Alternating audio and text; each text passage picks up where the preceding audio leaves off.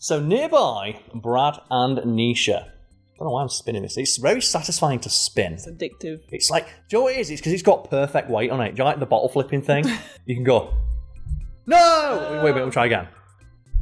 Hey! Let's talk about Tom Clancy. Tom Clancy is a name synonymous with tense military thrillers and video games where you shoot terrorists in the penis. Just the penis? That's what I aim for. And why would you shoot anywhere else? It's like, it reminds me of, I don't know why I'm thinking of this, but there's a really great Rolling Stones video. Not Rolling Stone, the Rolling Stone, the magazine, where they were doing like their Jackass special, and they do a bunch of stunts, Joe, for like their like centre spread of the Jackass crew, and they put Johnny Knoxville on like a target, like strapped to a target, like throwing knives, and they'd get a bunch of paintballs to shoot at him. And if you watch the behind the scenes thing, literally every paintball aims you in the balls. You can literally every single one of them aims for the penis. It's so funny. Anyway, despite being widely considered one of the most accurate military authors to have ever lived, Tom Clancy himself never actually served in any branch of the military. And in fact, got almost all of his information from books and, of all things, board games. So I'm guessing, guys, you are familiar with the name Tom Clancy. Like, he's dead now, but his name lives on, has just been slapped onto anything where you just like commit war crimes. My mind just goes to Splinter Cell straight away. Welcome to 4th Echelon.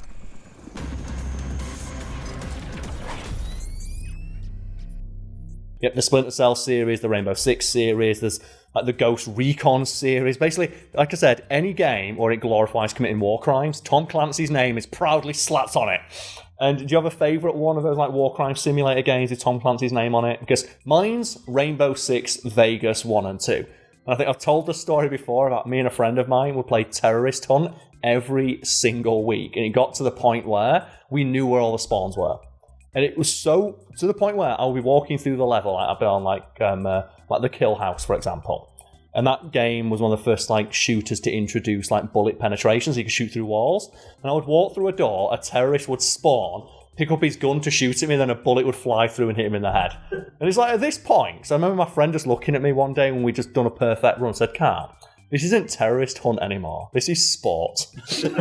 we have to stop playing."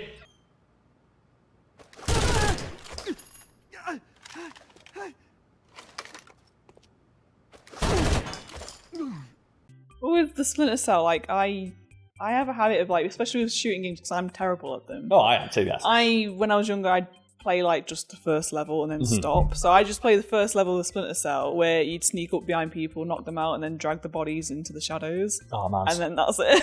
Just like Sam Fisher is such a bellend, isn't he? He just punches everyone in the neck, and that's it. It's the same thing with Siphon Filter, like play the same level over and over again and not progress. So I was terrible at it.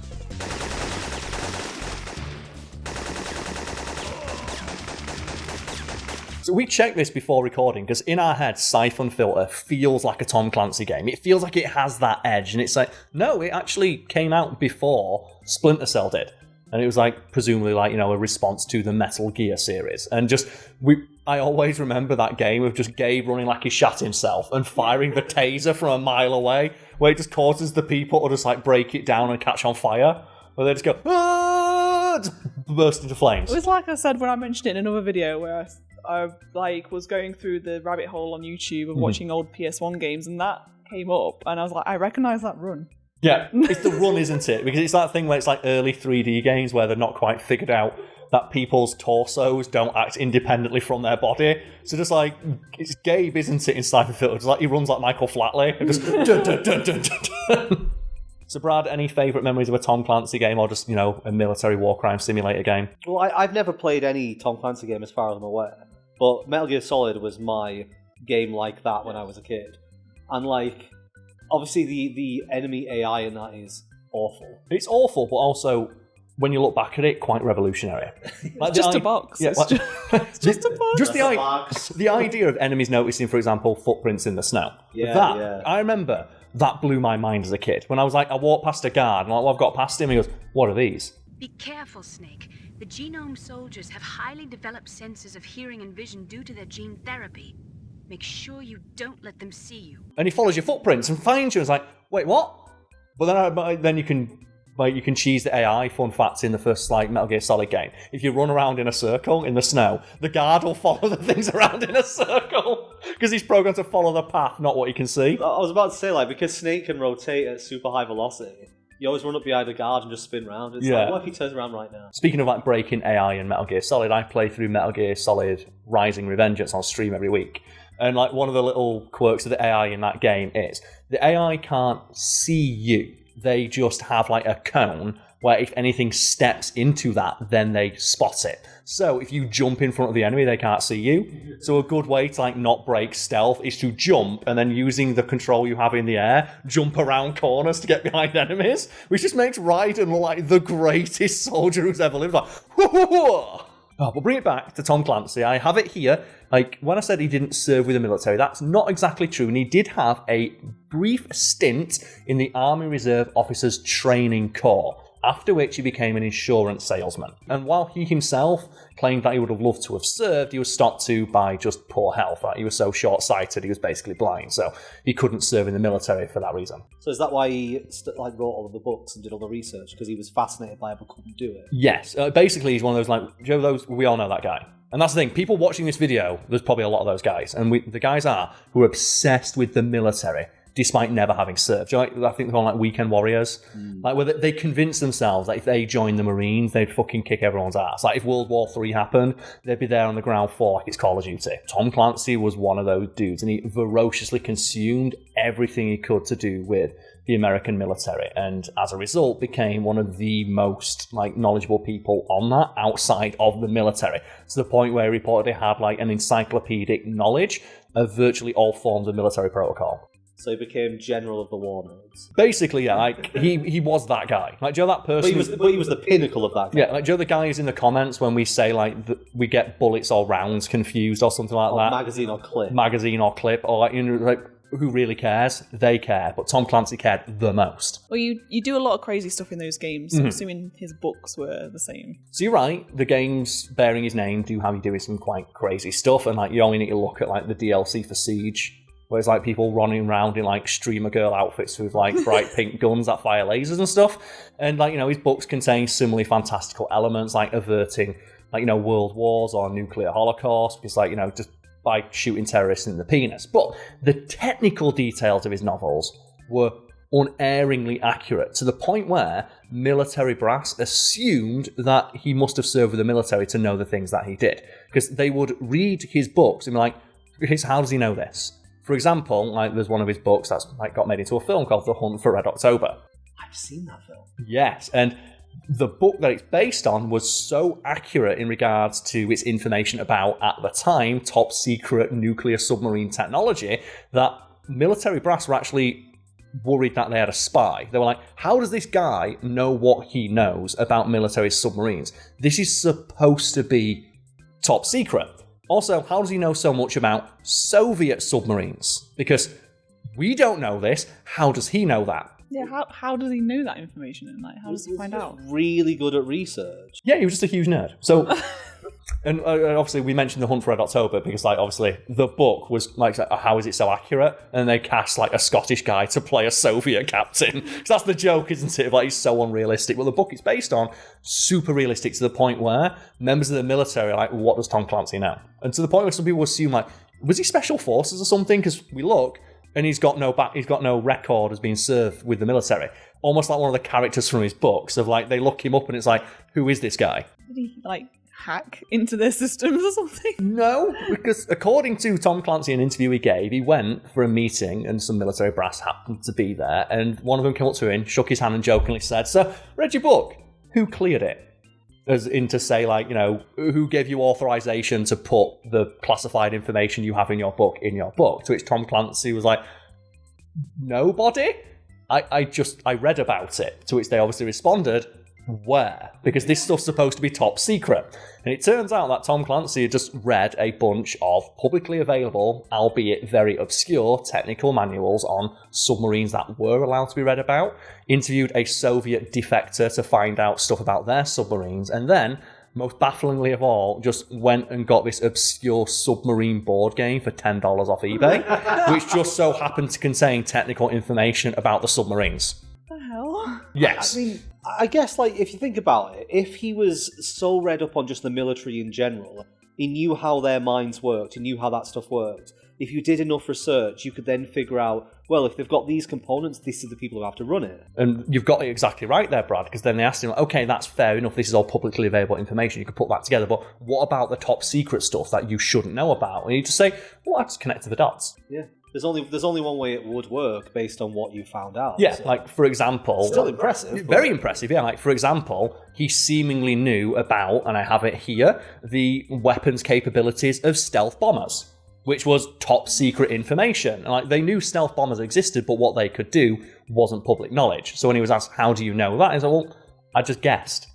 It's like, I looked at what its specifications were, or what was available, looked at similar craft that had, like, you know, similar capabilities, and then just extrapolated from that, and just so happened to be exactly right. And Tom Clancy apparently really got off on this, because he was quite celebrated in, like, you know, circles that dealt with the military. He was often, like, a guest of honor or a guest speaker at various military, like, you know, parties or engagements and stuff like that.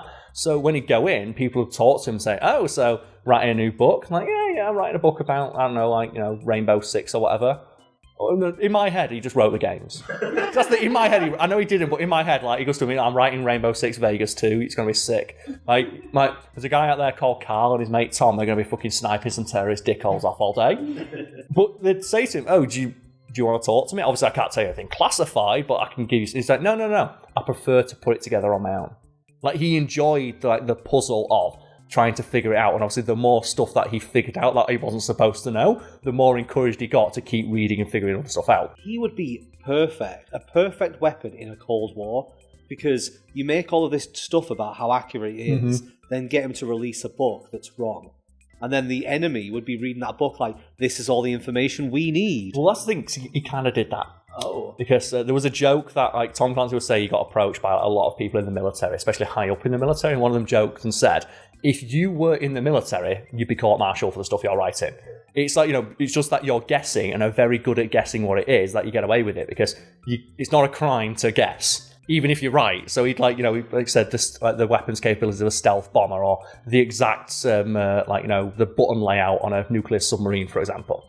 And what made it even funny is that Tom Clancy, as I said, very, like, grounded in some senses, but was, obviously, he's writing books that are supposed to be fun stories. So he just makes shit up sometimes. And sometimes the shit he made up ended up coming true. Which to me goes part way to explaining why the Tom Clancy video game just said fuck it and started putting future shit in there. I'd love it if there was a moment when, like, somebody approached him and were like, look, we need to have a word. You're saying you're guessing all this stuff. How did you get the nuclear codes right? And he's like, I just guessed. Just guess those nuclear codes. Educated guesses, obviously. Just that sequence of ones and zeros or whatever that lasts like 300 characters. I just guessed it. Would you want to know something that's really scary? Did you guess the nuclear code? No, for about, I think it was a decade, the code to launch nukes. Like, Joe, to access the nuclear football. Was it like 1, 2, 3? No, it was 0, 0, 0, 0, 0, 0, which was the default. The code to open up the nuclear football was just 6 zeros in a row.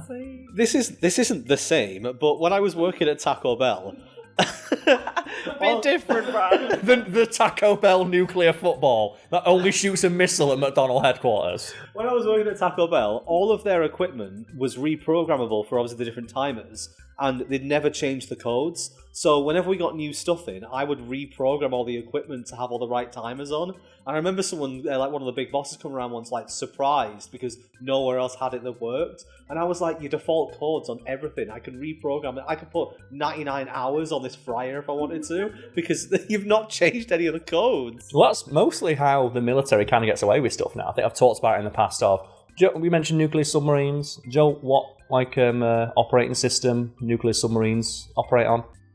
You're going to say 97, aren't you? XP. Oh, that's even worse. It operates on XP, and the US government pays Microsoft to keep releasing updates for Windows XP. Would it also, like, be harder to, like, hack It's into harder to hack, as yep. well, because it's, like, so outdated? Yep. Same reason why almost every nuclear silo in America still operates on floppy disks. You know, that just reminded me of something. I really hope your story's going to go back to, like, another really simple job. It is, isn't it? Because I was just like, nuclear, Taco Bell. It's nothing that happened to me, it's just something a YouTuber.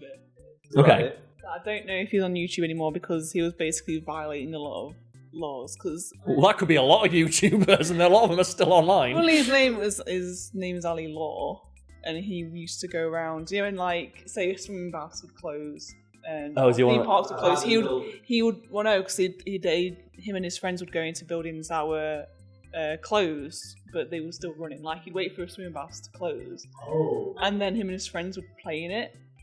You know, set alarms off and stuff like that. But then they'd like. So he's breaking it. But yeah, so basically. No, he's filming it though, so it's a prank. It's like if I punch someone, that's assault. If I film it, it's a prank. Get your facts right, Brad. They ordered pizza to this place, like say 12 a.m. Yeah. Like 12 a.m. So it was closed, and I opened the fire exit door to get the pizza, and obviously the pizza guy's like, "What the fuck?" So that person called like the police on them, As you would, yes. and they were like, "Oh shit!" It's like, why did you do that? Did you not think it looks a bit suspicious that you're ordering pizza to somewhere that is? It's I think there's a Simpsons joke for everything. Filming this crime spree is the best idea we've ever had. Videotaping this crime spree is the best idea we ever had. Just speaking of just military war crime simulators in general, like I play a bit of Call of Duty, and I'm just going to mention this because I never miss an opportunity to say what might be the hardest Call of Duty's drop the ball, which is saying a lot because they drop the ball a lot. But you know, Nazi zombies, it's like that really fun mode that everyone loves in like World at War and stuff. Did you ever hear what they were going to do for Modern Warfare and then just never bothered doing it? A full campaign. Well, they're trying to do that, but they've tried and they've failed. Like Modern Warfare 3 is like just been an absolute shit show. But the proposed idea was, because they were releasing like World War II games and then a modern game, the modern games were going to have alien terrorists. Which just the name alone sells itself, doesn't it? And You should have robots as well. so they'd have Nazi zombies in the World War II one, alien terrorists in the modern one, and they said, no, let's not do that. That's too unrealistic. And now you go fast forward to like Modern Warfare, and you got like Nicki Minaj and Homelander in fucking Call of Duty. You could be the king, but watch the queen conquer. Seeing Homelander running around with a gun, like, it's the worst crossover idea ever. My favourite bit is that Anthony Starr voiced Homelander in that DLC, but he's not voicing it in Mortal Kombat 1, apparently. Someone's like clearly when a they- COD fan. It's like when they put the Dragon Ball DLC in Fortnite. That was awesome. Oh, I will not hear anything bad against that, because you have the video of Goku getting the final kill and hitting the griddy. That is so good. Like that video of Goku sniping someone and then just Fortnite dancing on their corpse is perfect.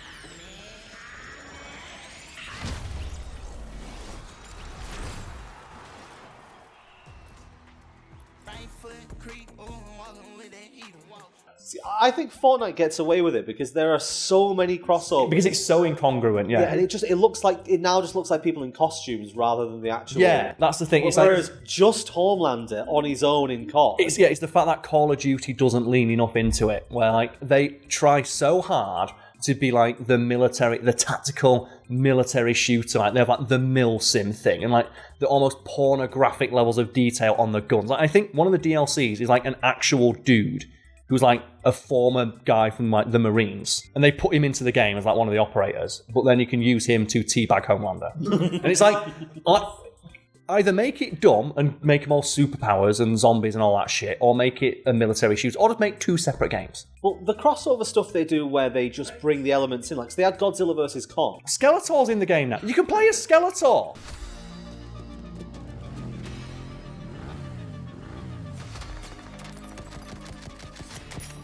He's on the same side as Nicki Minaj. I wonder who told Nicki Minaj that she's on the evil side. She's on the terrorist side. Did she sign off on that? But like when they did the Godzilla Kong crossover, they just invaded the map and people fought around them. Fortnite did the one with Thanos, where one of you would be Thanos and everyone else would fight. Like they should have done one person plays as Homelander, can fly and laser, and everyone else fights each other and Homelander. It's so weird, and I still think one of the most fire tweets I've ever made is when they announced that Homelander was coming to Call of Duty. And I just retweeted it like, wow, it's Call of Duty pushing the belt out, putting fictional racists in their game for a change. Well, that's the most fire tweet I've made in a while. I think Overwatch had the right idea, because when they started doing the crossovers with real things, what they did was they had the characters dress up as them. So like Doomfist they don't just replace him with Saitama, they give him a costume that's Saitama's costume. I think that works a lot better than just having actual Homelander running around a map carrying a gun. Because Starlight's even worse. Because she's running around with a gun as well. They also put Black Noir in, and his skin got banned for competitive play because it's just jet black. And if it's jet black, you can just crouch in corners and you're harder to see. Did you see the Army Man controversy in Fortnite? No? They introduced some skins that were those little army men, like the ones in Toy Story. Oh, we can just lie on the ground. They were too green, so they camouflaged, so they had to add dirt to them. Did you ever see there was that PUBG tournament where pro PUBG players were throwing salty bitch fits online because they had to play on max settings? Because obviously it's an official tournament and they want the game to look as good as it can possibly look. But then all the grass is now there. Yeah, and people don't know, pro players would play on the lowest possible settings because grass just becomes a block. And that way you can't, when it's on high fidelity settings, you can lie down in the grass and you're kind of obscured. On low settings, it's just a block and you can easily see someone and it gives you this distinct visual advantage. And the makers were no, we don't want our game to look like wank on the screen. Play on the high settings. And they moaned and they bitched and it's you're being paid £1 million to play a video game. Shut the fuck up. That's the reason why stretched res was banned in Fortnite. I don't know if you know about this, but there used to be this way that you could manipulate the Fortnite settings. And what it would do is it would stretch your game out into a weird proportion, but it gave you more FOV, which means you could see more of what was happening around you. And so all the pros started playing like it, but it looked so fucking shit that Fortnite had to ban it. Because they were we can't have people doing this competitively or even just streaming it because it makes our game look bad. It makes the game look bad, but I want that dub. Brad, if I don't win, I don't have fun. And I pay for a video game to have fun. All right, Ninja. Oh, man. The thing is, I unironically think that guy's awesome because he's just so wrong about everything. One of my favourite tweets of his is when it was I think there was a kicker in an American football match. They missed the kick. Which is it's a common thing. And here's a pro tip. If there is someone out there being paid millions of dollars, a year to do something, and they're not able to do it consistently every single time, there's probably some nuance there you're not aware of. And Ninja just tweeted out I don't understand how people who are paid $1 million a year to kick a ball can't kick a ball. Which already is and I think a fire tweet just retweeted that and put fix that for you, and it's I don't understand. But then someone jokingly said, I don't understand how pro players who get headshots can't get headshots every time. It's well, Ninja's well, that's different because there's a lot of factors you're not considering as someone who doesn't play the game professionally. And I had absolutely zero self-awareness about that statement. Oh, it's great.